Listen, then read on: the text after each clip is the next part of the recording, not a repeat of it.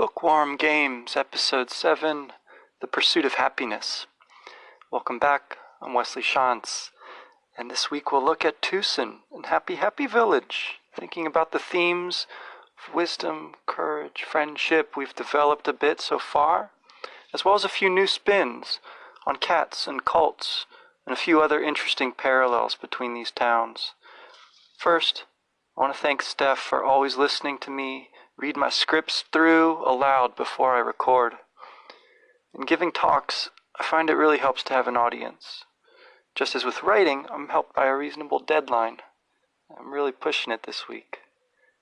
I wonder if we might try some live classes on Earthbound someday, with questions and some interactions. If people seem interested, I'd love to try that. I want to start by thinking a little more about the bike riding element.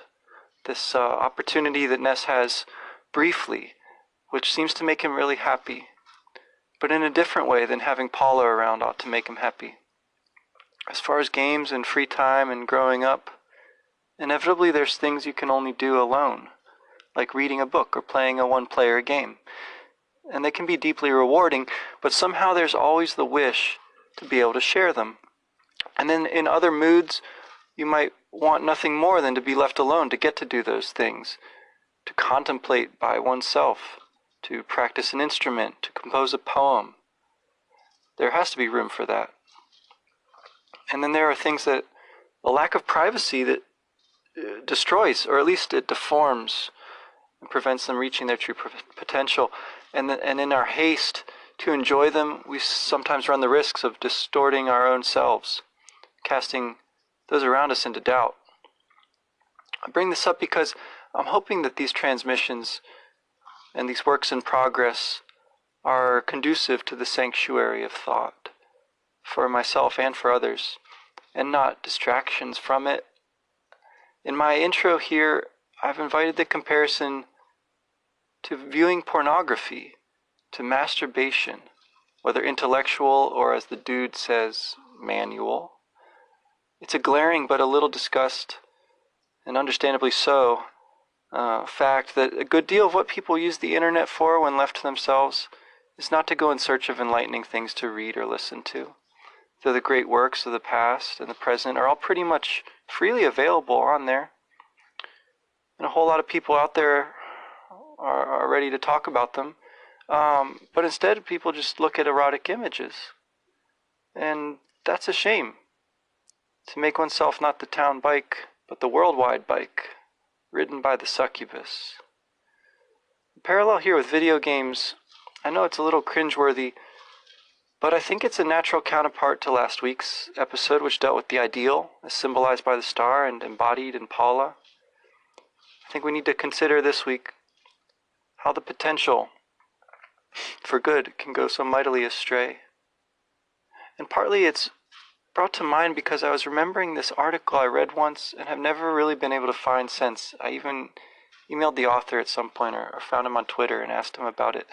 But in this article, Itoy compares video games to a prostitute. And I never knew what to make of that comparison. So I want to try to think through here some of these ways in which good things can go bad. Potential for good can devolve. Because after all, we learn not just when good things go well from ideals and role models, but from how they go wrong, from a badness that's instructive, not only to see what not to do, but to learn about oneself, to see from your own response and your own capacity for reflection how you can step out of the situation enough to learn from it. And you can grin and bear it if that's the best you can do, or else you can speak up and try to improve on it and make it better if possible. A great deal of the boredom that I felt as a student was mitigated, at least once I realized the power of reflection on what my teachers and or school system were doing badly.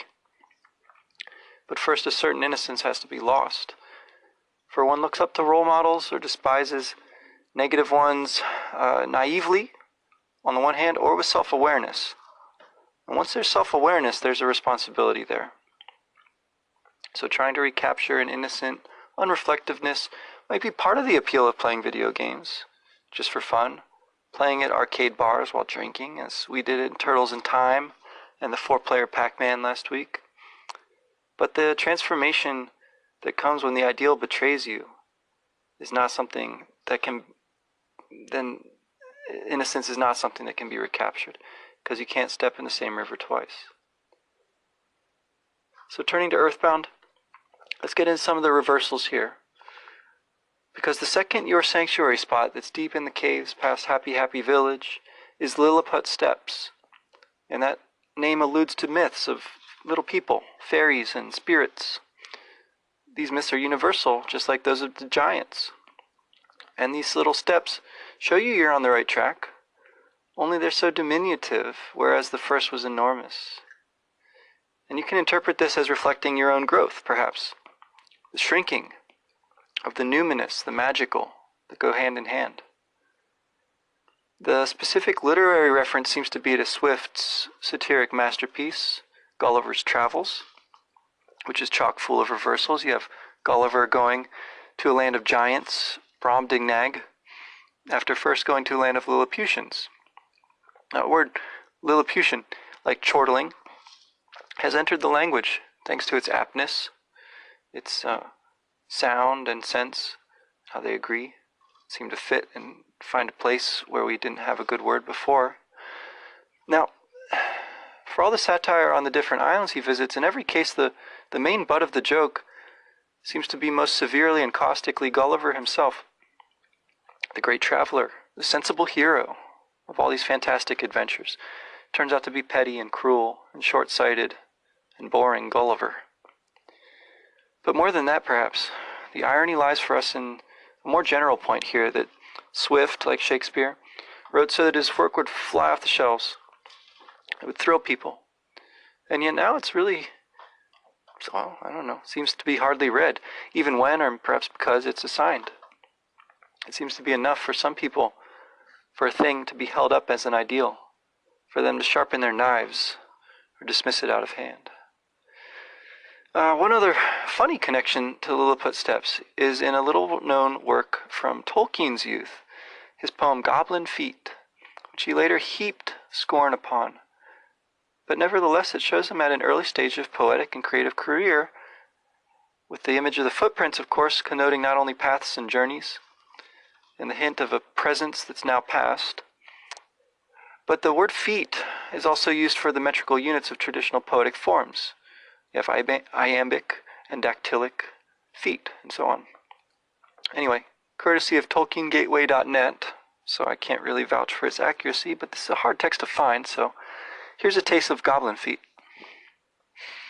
I am off down the road where the fairy lanterns glowed, and the little pretty flitter mice are flying. A slender band of gray, it runs creepily away, and the hedges and the grasses are a-sighing. The air is full of wings, and of blundery beetle things, that warn you with their whirring and their humming. Oh, I hear the tiny horns of enchanted leprechauns, and the padded feet of many gnomes a-coming. Oh, the lights, oh, the gleams, oh, the little twinkly sounds, oh, the rustle of their noiseless little robes, oh, the echo of their feet, of their happy little feet, oh, the swinging lamps in the starlit globes. There's another stanza, but I'll skip to the end here.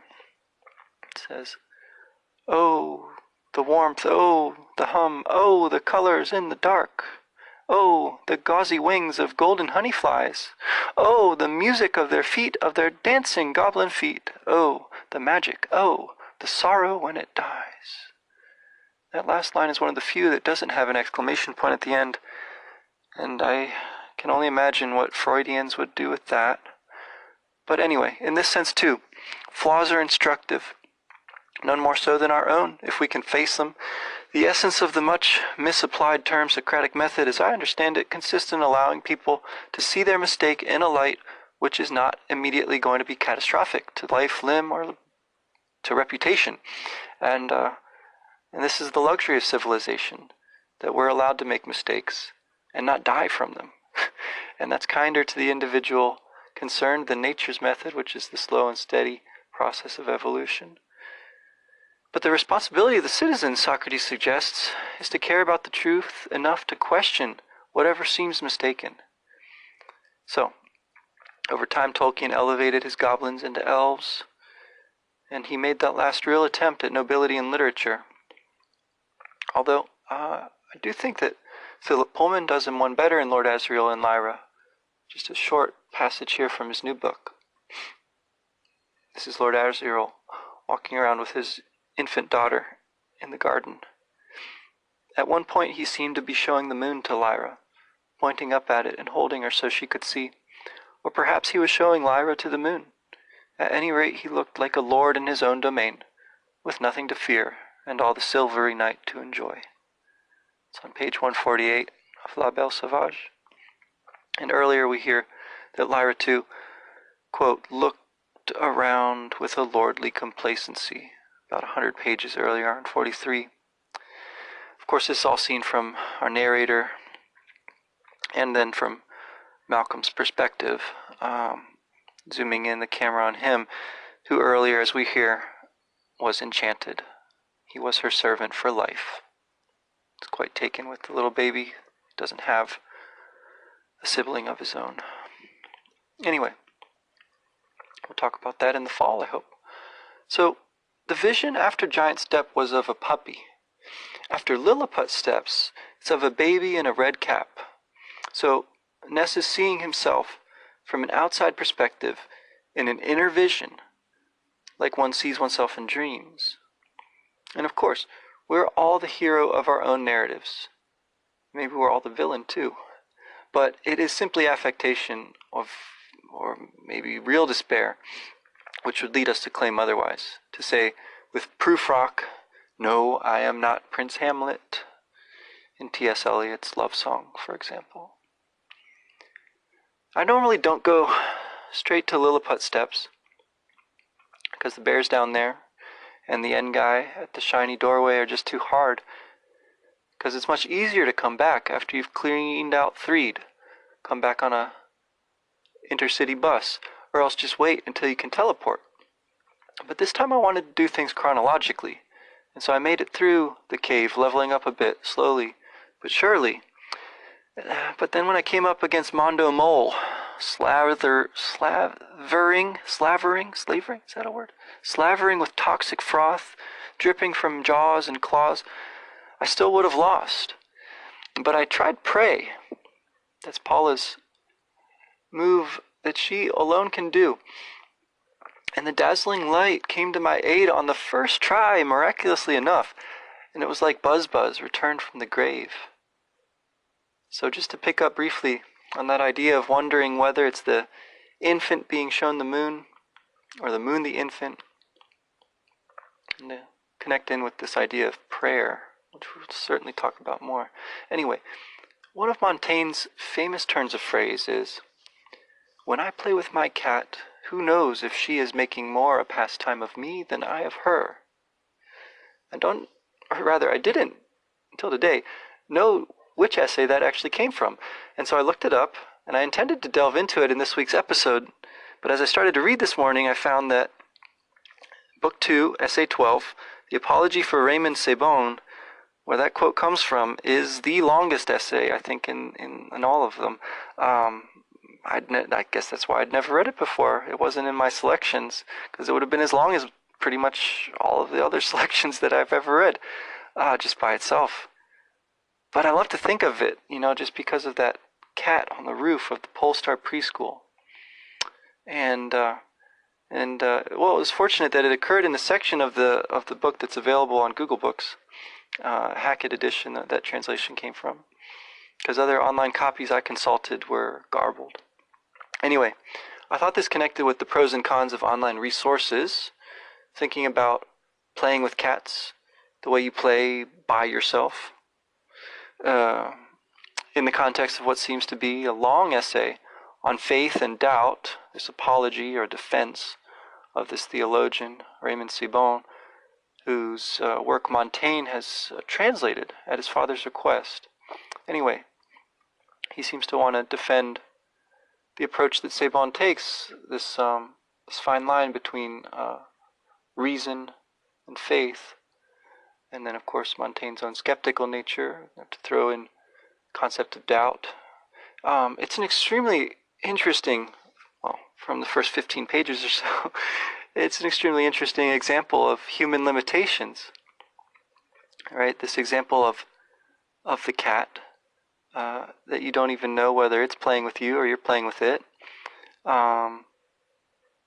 That's our limitation, but the very reflection upon it is indicative of this capacity which seems to set us apart. Though our tendency to play is shared with the beasts of the field or of the carpet. Anyway, what if the opponent you think you're toying with is toying with you? What if you think you're playing alone and there's someone watching? And not only your own conscience or some anthropomorphized old man god in the sky or up on the North Pole, but someone actually happens to be there. You could think of it as them representing that whole society who needs you to be better because itself is so corrupt. It's like that cultist peering out from behind a bush at the egg stand at Happy Happy Village, or the boss of Berglund Park on lookout from his shack's roof. In each town you come to, just like in most games like this, there's someone there to greet you as you come into town. In Happy Happy Village, she runs over to you, and she's eerily enthusiastic. People like that, overly cheerful, always seem to give the impression they're hiding something, perhaps unsuccessfully, perhaps from themselves. In Twoson's name, we get a play on Tucson, Arizona, and we get the number theme continued from Onett. Rather than extending up a hill to the north, the town is clustered together, except for paths leading to Peace Forest Valley to the east, perhaps a euphemism for Death Valley, and then a long stretch of road diving straight to the south, to the ghost-obstructed tunnel. That seems to exist primarily to give you a place to ride your bike up and down, and then later for you to ride on the Runaway 5 bus, to give them time to properly jam. It's like an augmented form of the whistling you do on your bike. But anyway, we'll talk about that next week. So aside from Punk Shore, the bike shop, Twoson also has the first department store and the first Mr. T-looking townsperson in the game. Both will recur later on in Forside and play a more significant role there. The hospital in the northeast corner of town will be a frequent stop as long as you find yourself getting mushroomized. I've got a little cold myself here. And navigating to it and through the lobby with the wonky controls can be a trip.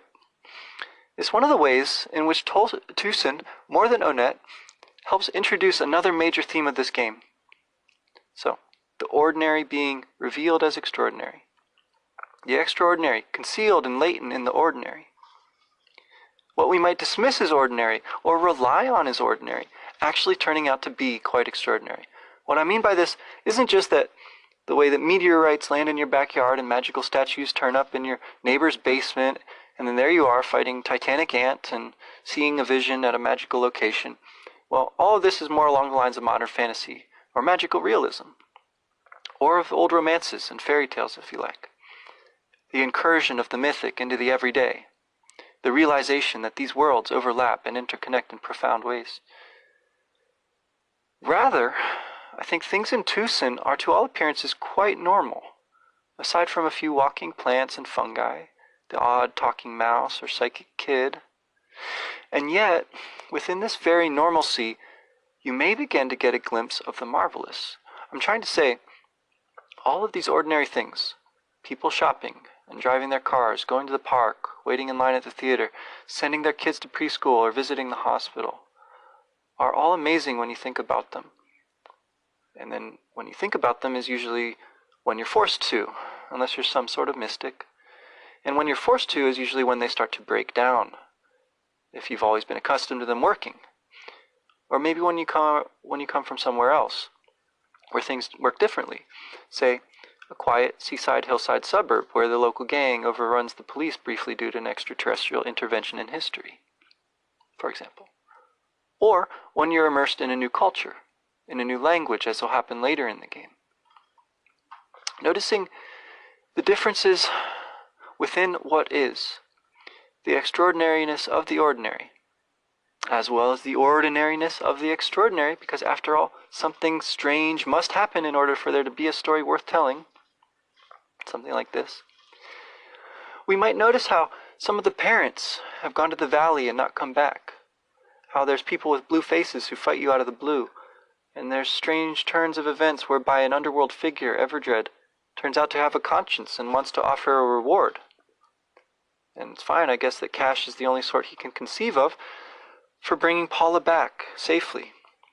And her parents, who we've mentioned, they carry on running the Polestar preschool despite their daughter's disappearance. Amazing. And the kidnapper was your next door neighbor. To go back to the wad of cash, though, this idea of payment for life is an old one. But this money is not depositable or spendable. Somehow it's not actually quantifiable, really. It's more representative and less liquid currency. Its only function is to free the runaway five from their Groundhog Day gig, endlessly repeating at the theater they're in debt to, called chaos. Again, more on that next week. And the Blues Brothers, of course. Anyway, at least integrity, honor, do not seem to be completely abandoned in either Twoson or Happy Happy Village. For all their flaws, the Happy Happyists do not mob you, as they could, and not all of them even attack you. It says the insane cultist trapped you when you encounter one who does. But others will make jokes about getting the wrong color. Green, green. Or else they are so entranced by chanting and slowly walking in circles, they don't even try to come after you. They're beyond that level of insanity, and are apparently harmless again. Nevertheless, they do trap you, simply by their presence, in a human labyrinth. And combined with the music playing in there, this resemblance to a clan meeting makes this part of the game the most unsettling so far. Even their appearance had to be altered in the US release, removing the letters HH from their forehead, which by their repetition as much as their actual appearance on screen harken back to KKK, and then adding a pom-pom on the end of their long hood, coom hat dealie. Of course, their obsession with color is not quite the same as skin color, but the association seems clear. Anyway, the kinds of happy that one can be, riding the bike and smiling, or painting the world blue, or painting the town red, these seem like false alternatives. The game instead holds in store a happiness of smiles and tears, which I think encompasses them all. So, the pursuit of happiness, that phrase, it's easy to paint with a broad brush. After all, even the kidnapper realizes he went too far once he's treading his little pen with his mask on, like the cow next door with its blue paint job, and then that's cleaned off. And then everyone is grateful to you for showing them the error of their ways, starting with Carpainter, the cult leader. But Pokey, your neighbor, somehow is immune to this. He pretends to apologize, then backs away slowly, just like he did at the start of the game, and then turns tail, unrepentant. And I don't know if it's his innocence, not realizing the effect that what he's doing will have on himself and others, or if it's intentionally his greed, knowing he'll get another chance, some combination of both. Anyway, you can't fight him. He escapes. You can't bring him to his senses. And you can't do anything about the Mani Mani statue either, since Carpainter still stands in the way. I'm a little fuzzy as to its movements, since they happen off stage, as it were, so we'll have to keep a close eye on what people say as the game progresses. I think Everdred mentions he'd like a closer look at it. But how did it get from Lyre's underground room to the attic of Carpainter's church? How do you tell an idol from a work of art? Or an idol from a god, for that matter? How do you tell a wholesome church from a cult? I know it when I see it might be a good enough criterion for the court, but the court of conscience is a more discerning judge. So, what is left to do when the ideal turns out to be just like the rest? I think it's up to you. If you think the king is actually a tyrant, declare independence. Take arms if you must. If you think the emperor wears no clothes, hand him your coat. Shake the dust from your shoes.